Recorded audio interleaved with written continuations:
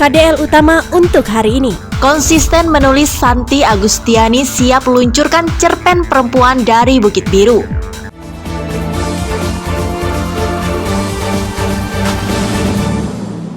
Penulis buku antologi puisi asal Tenggarong Kutai Kartanegara, Santi Agustiani, baru-baru ini telah merampungkan karya tulisnya dalam sebuah cerita pendek yang berjudul Perempuan dari Bukit Biru.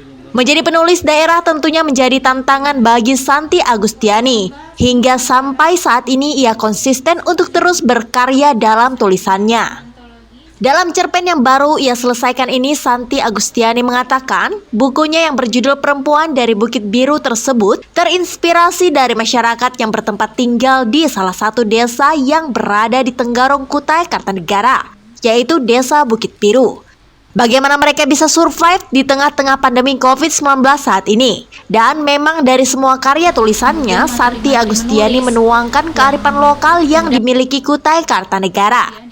Yang baru mau launching ini ya, itu kebanyakan mengenai perempuan, mengenai kaum-kaum marginal ya, orang-orang yang tertindas, kemudian juga tentang lingkungan pesantren, lingkungan madrasah, kisah-kisah yang ada di situ. Jadi saya munculkan dalam bentuk cerita, tujuannya supaya menggugah orang lain yang membacanya, supaya dia punya jiwa sosial, kemudian juga mengurangi justifikasi yang selama ini kadang-kadang mengekang kaum perempuan atau kaum marginal. Lebih ke ini saja sih, saya akhir-akhir ini lebih cenderung cerpennya yang mengedepankan lokal ya, daerah. Nah, kebetulan Bukit Biru tuh saya kira itu tempat yang menarik untuk dijadikan cerita gitu kan. Dan di sana latar belakang masyarakatnya juga heterogen. Banyak juga masyarakat Jawa di situ ya, dari Jawa di sana. Kemudian ada yang bercocok tanam, ada yang, nah itu suatu sisi yang menarik, mengangkat salah satu cerita di sana. Kemudian perjuangan orang-orang di sana, bagaimana caranya survive dalam semasa pandemi ini. Dan karena saya lebih mengutamakan lokal daerah sekarang ini ya, maka saya lebih mengangkat nama-nama daerah untuk latar belakang background cerita saya gitu. Kebetulan penerbit langganan saya itu tidak mematok cetak minimal berapa.